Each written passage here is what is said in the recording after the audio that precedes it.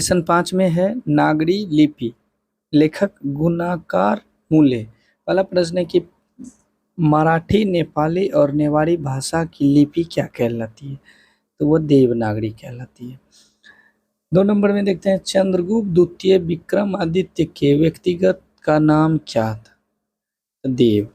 नागरी लिपि शीर्षक पाठ कहाँ से लिया गया, भारतीय लिपियों की कहानी से। 4 नंबर में देखते हैं कि कर्नाटक प्रदेश का श्रवणबेला किस स्थान में प्रसिद्ध तीर्थ स्थल है, जैनों के। धारा नगरी का कौन सा शासक अपने विद्यानुराग के लिए इतिहास में प्रसिद्ध है, तो इनके हैं परमार शासक भोज। अगला है कि किस शासक ने ऐसा सिक्का चलाया जिस पर नागरी लिपि में राम से शब्द अंकित हैं, बादशाह अकबर। सी नंबर का है बादशाह।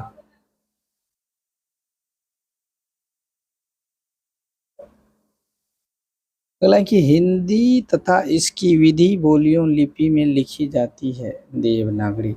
हिंदी के आदि कवि कौन है, सरहपाद। 9 नंबर में देखते हैं कि विजयनगर के राजाओं को के लेखों की लिपि को क्या कहा जा दिया है, सी नंबर नंदनी लिपि। परमार शासक भोज कहाँ के रहने वाले थे, ये धारा नगरी के थे। सूर्य नामक पुस्तक किसकी रचना है, गुणाकर मूले की। 12 नंबर में देखते हैं कि भारतीय लिपि की कहानी पुस्तक के रचयिता कौन है, इनकी रचयिता है गुणाकर मूले। नागरिक लिपि निबंध के लेखककार या निबंधकार कौन है, गुणाकर मूले। दोहा कोश के लेखक कौन है, सहरपाद। 11 नंबर में देखते हैं नागरी लिपि शीर्षक पाठ साहित्य के कौन विद्या है, बी नंबर निबंध है। तमिल, मलयालम, तेलुगु, कन्नड़ भाषा के दक्षिण भारत में। 17 नंबर में भारत नागरी लिपि क्या कहलाती है, नंदनी नागरी।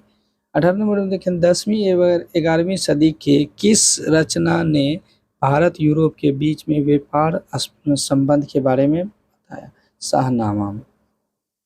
12वीं सदी के केरल के शासक सिक्कों पर वीर केरलस्य जैसे शब्द किस लिपि में लिखी थी, वे देवनागरी में लिखी गई थी। ईसा के 14वीं एवं 15वीं शताब्दी के विजयनगर के शासकों ने अपने लेखकों की लिपि, ये नंबर नंदनी गिरी लिखी। सहरपाद की कृति है, ये नंबर दोहा कोश। हिंदी लिखी राजनीति, ये नंबर देवनागरी लिपि। बेतमा दानपत्र किस समय का है, ये नंबर 1024 में। उत्तर भारत के नगरी लिपि लेखक कब से मिलने लगे, 8वीं सदी से। नागरी लिपि का आरंभिक लेख हमें कहाँ से मिले, तो ये हमें दक्षिणी भारत से मिले।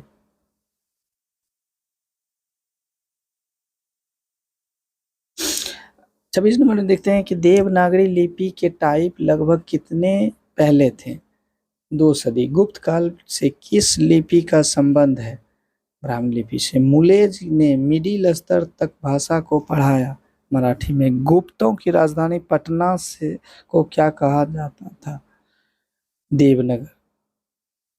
अगला है कि नागरी लिपि पाठ किस लिपि में रचित है, ये नंबर देवनागरी। नागरी लिपि किस विद्या की रचना है, निबंध। गुणाकर मूले का जन्म किस राज्य में हुआ, महाराष्ट्र। अगला है कि गुणाकर मूले की शिक्षा भाषा क्या थी, मराठी। गुणाकर मूले का जन्म कहाँ हुआ था, 1935 में। नागरी नाम अस्तित्व कब हुआ था, 1000 के आसपास। अक्षरों की कहानी के रचनाकार कौन है, गुणाकर मूले। गुणाकर मूले की प्रारंभिक शिक्षा किस परिवेश में हुई थी, ग्रामीण में। किसे देवनागरी की संज्ञा दी गई है, काशी को। 39 नंबर में है कि उत्तर भारत के विशेष स्थापत्य शैली को क्या कहा जाता है, नागर शैली। गुणाकर मूले की मृत्यु कब हुई थी, ये हुए थे 2009 में। धन्यवाद।